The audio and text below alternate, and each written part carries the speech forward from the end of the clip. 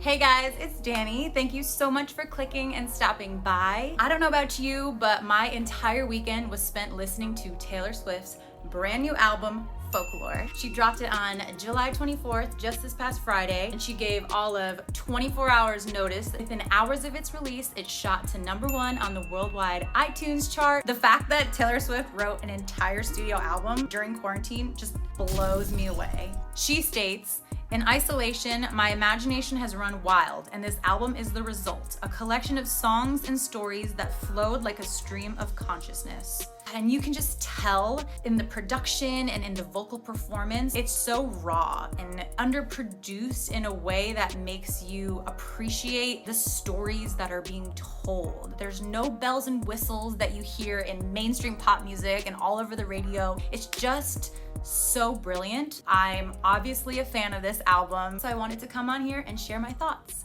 Swift co-produced this whole album with Aaron Dessner from The National and Jack Antonoff from the band Fun and Bleachers, which if you haven't listened to any of those bands, I highly recommend. I've been a fan of Jack Antonoff for a really long time. He's collaborated with Swift on a lot of her previous albums, and so I was really excited to dive into this one. Today, I'm going to be going through each track from Folklore, giving you my first impressions, some fun facts that I learned over the weekend as I was listening, as well as my favorite lyrics for each of the songs. Let's dive right in, starting from the top of the album with track #1 called The One. My first impression of The One is that it's just the most perfect opening line to an album. When she sings, "I'm doing good, I'm on some new shit," it was like, okay girl, we know you've been sitting on this, you've been writing this, you've been spending quarantine writing these lyrics. So I was really excited that she came out balls to the wall. It hooked me right away. So I was really excited to keep listening. It's clearly a reflective song. She's singing about, like she does in many of her songs, a former love, an ex of hers. But it seems like she may have been the one to cause this relationship to come to an end. So right from the start, from track 1, it wasn't like the music is what drew me in. It was the storytelling that made me want to sit and continue listening. My favorite lyric from track 1, "And if you never bleed, you're never gonna grow." It's, I think, an acknowledgement that heartbreak is sometimes necessary in order to get to the next phase and to the next thing. So track 1, great start to the album.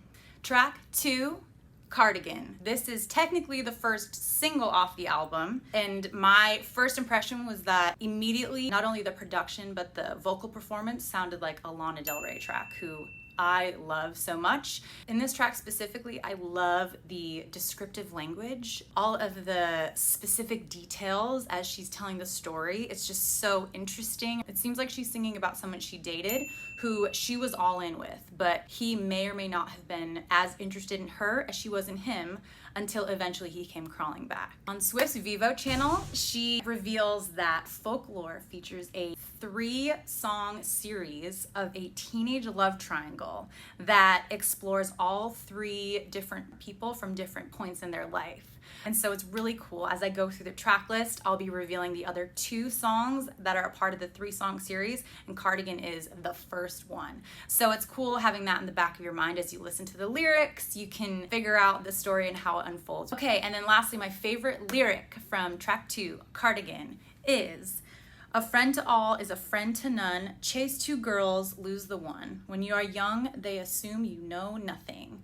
Track 3, The Last Great American Dynasty. My first impression, not gonna lie, this one didn't hook me, and I was really disappointed because before I listened, I had been reading so many reviews about this song specifically, but maybe it's because of the actual story that's being told and not necessarily the song itself. Swift stated that this song was about a misfit widow getting fleeful revenge on the town that cast her out, whose name was Rebecca Harkness. She was born in 1915, died in 1982.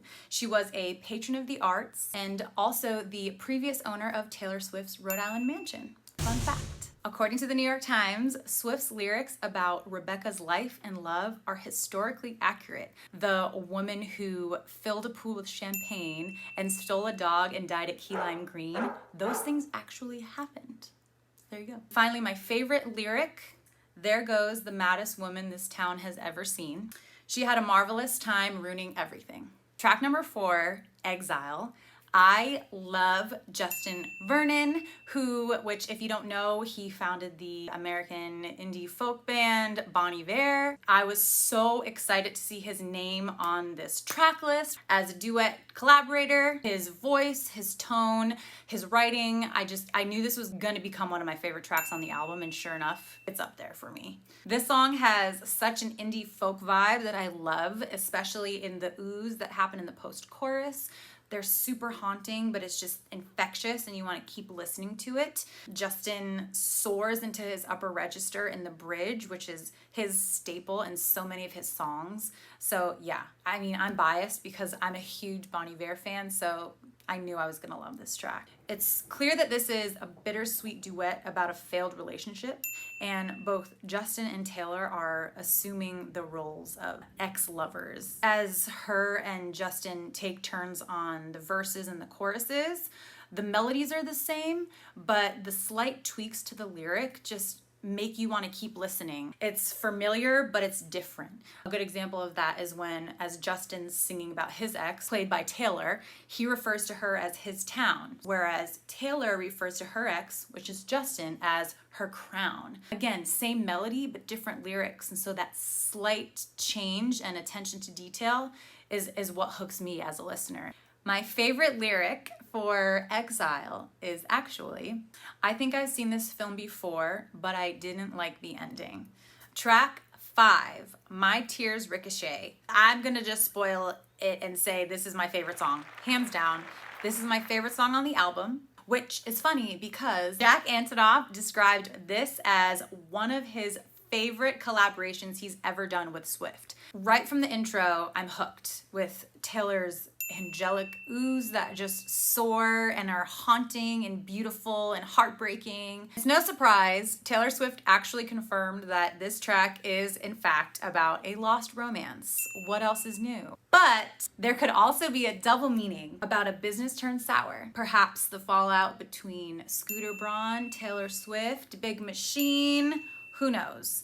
I like that route because a lot of her songs are about lost romance, so this one makes it more exciting as you're listening to the lyrics. For this track, my favorite lyric is, we gather stones, never knowing what they'll mean, some to throw, some to make a diamond ring. Okay, track 6, Mirror Ball. My first impression of this song was that, honestly, it takes me back to the 90s. Maybe a 90s coming of age film. I don't know, it transported me into that era because just the whole vibe, it gave me such a 90s feel. This track is an example of a misheard lyric. For me personally, I don't know about you, but when I heard her singing the tallest toilet, swear to God, I thought she said toilet. It's actually my tallest tiptoes. Brought me back to the whole blank space, Starbucks lovers debacle. Hilarious. I can't be the only one. Mirror Ball is quite literally referring to what we all know and love as the disco ball. The song is a metaphor. She's referring to herself as the mirror ball. I like to think that this track is about showing all of your sides to somebody. You know, all of the reflective lights in a disco ball, for better, for worse, they're showing every part of you. Finally, my favorite lyric from this track is, I've never been a natural, all I do is try, try, try. Track 7 is called 7. I don't know, maybe you diehard fans can tell me if there's some significance to the number 7, or I don't know if she just ran out of track titles or names of songs, but regardless, track 7 is called 7. And I have to admit, this is another one of those tracks that didn't wow me after the first few listens, but it started to grow on me a little bit, but again, it just, not one of my favorites. In this track, we hear Swift singing about Pennsylvania, which is where she grew up before she moved to Nashville. Fun fact, in case you didn't know. Throughout the song, she seems to be recalling her childhood and her friendships from that part of her life. This track is pretty straightforward. It's storytelling from events that happened in her life specifically. My favorite lyric from track 7 is actually an album title drop. It is, passed down like folk songs, the love lasts so long.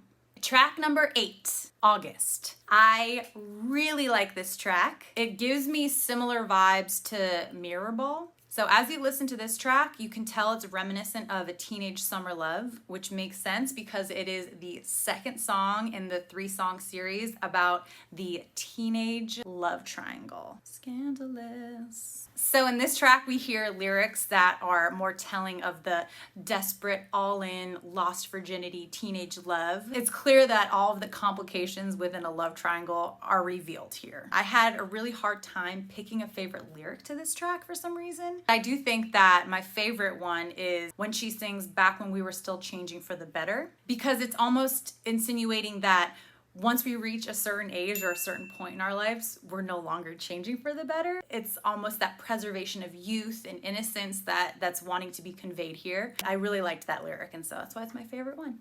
We are on to the second half of the album.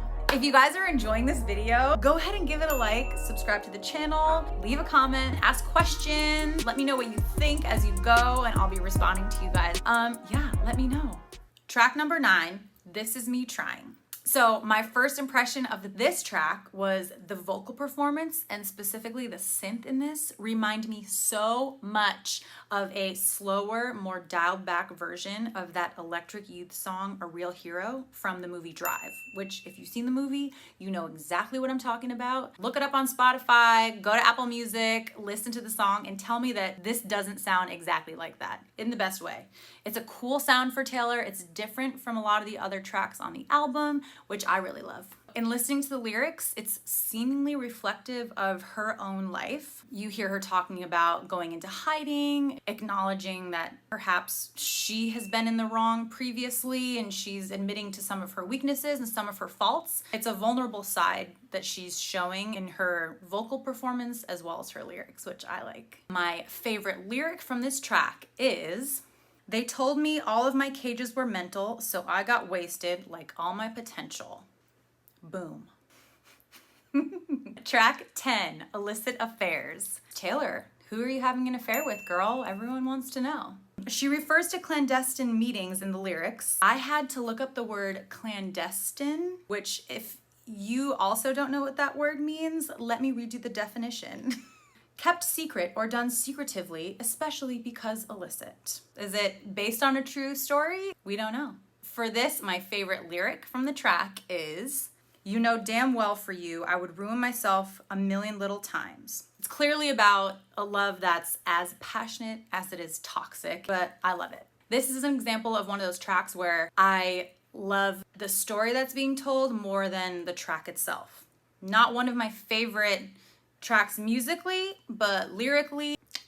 Track 11, Invisible String. This was a standout track for me from my first listen. I don't know what it is, maybe the guitar, like it's just so catchy.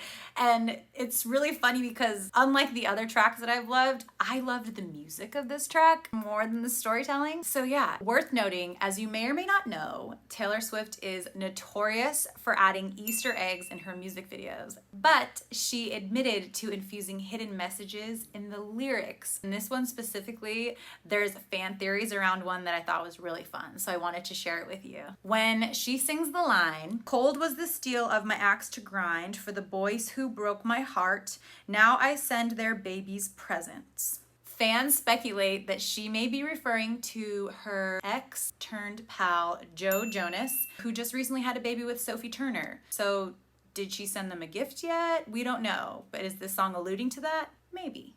So in listening to the lyrics, it seems this whole song is an ode to her former loves and the places that held meaning in those relationships. She references Centennial Park in Nashville, so it's kind of just a tale of the twists and turns in her former relationships that brought her to her current relationship with English actor Joe Alwyn. I think I'm saying that right. I'm not sure. We don't know. Anyway, let me know in a comment. But I specifically love the line, "Hell was the journey and it brought me heaven." Heaven could be referring to her current relationship, and hell being all those other relationships that she always is singing about. That line really stuck out to me, and just the title Invisible String is just that piece of material that just connects them together and everything in between. It's just visual.